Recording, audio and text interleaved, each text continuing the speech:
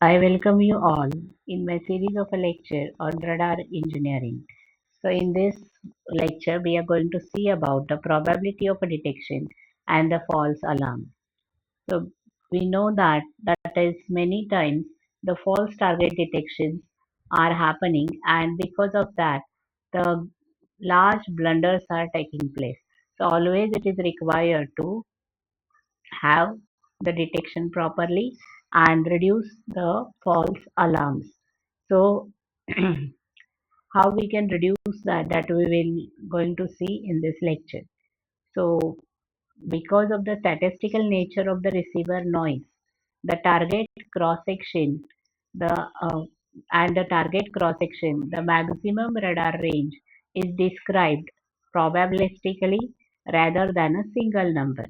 So because of statistical nature of the receiver noise as well as target cross section, the maximum radar range is described probabilistically rather than the single number. Therefore, the radar range equation includes these two terms, that is probability that radar will detect the target at a particular range that is indicated as a PD, and a probability of making a false detection when no target is present, that is a PFA, probability of a false alarm. So from the above fact, it can be concluded that the range of radar is a function of probability of the detection and probability of the false alarm. So the prediction of the radar range is not accurate as there is uncertainty in the various parameters. So still the radar range equation is an important tool for assessing the performance of the radar, generating the technical requirements, and determining system trade-offs of the designing new radar system for designing new radar systems. So all this depends based upon the one thing that is called as a minimum detectable signal. So the ability of a radar receiver to detect the weak echo signal is limited by this noise present in the frequency spectrum. So the weakest signal that the receiver can detect is called the minimum detectable signal.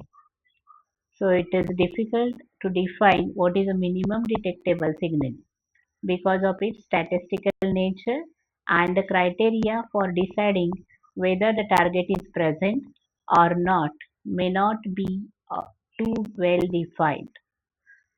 So as this criteria is not well defined, so when the signal is minimum, the detection of the target that will become very difficult. So detection is normally based upon establishing a threshold level at the output of the receiver. Okay. So this threshold level, so for this detection or make this detection easy, the threshold levels are applied to the output of the to the output side, and and that is shown with the dotted line. So whenever the receiver output signal, which is a mixture of the echo signal and the noise across this threshold, then it is detected as a target. It is called as threshold detection. So whenever we receive the echo signal consists of the noise also. So what will happen when this signal crosses the threshold level? So we can call it as a, or if we are establishing the threshold, then that level is called as a threshold detection. So consider the output of a typical radar receiver as a function of a time as shown in figure below. So which typically represents the sweep of the video output displayed on a scope. So this is the A-scope display as shown in figure. So here the threshold level is shown by the dotted lines. So whatever the radar signal that echo signal that we are receiving, that is plotted on a A-scope display. Now see, if you see, there are three positions of the signal are indicated. So here this is the typical envelope of the radar receiver output as a function of a time. A, B, C are three different targets. So if you see the position of the AC, that is back received or echo signal coming from the point from the target A, that that easily crosses the threshold level. So the detection of the valid detection of a target A is confirmed. But see, target B is just touching the threshold level. Okay. So why it is touching the threshold level? Because it consists of a noise as well as the signal. But with the help of noise, this B signal, B that is the signal from the target B that can able to touch the threshold level. So there also we can detect the target. That is probability of the target we can predict at a position B. A is confirmed. B is probably target will be there.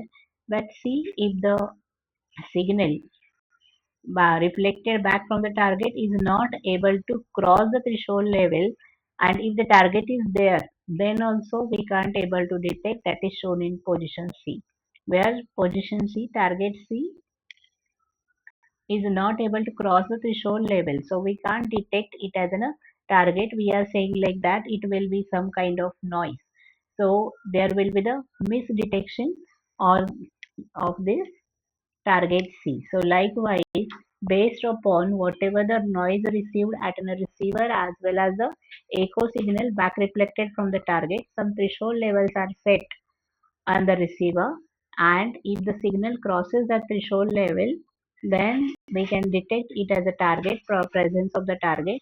If the signal can't able to cross the threshold level, we can say like that the target is not there, or that is a misdetection of the target. Thank you.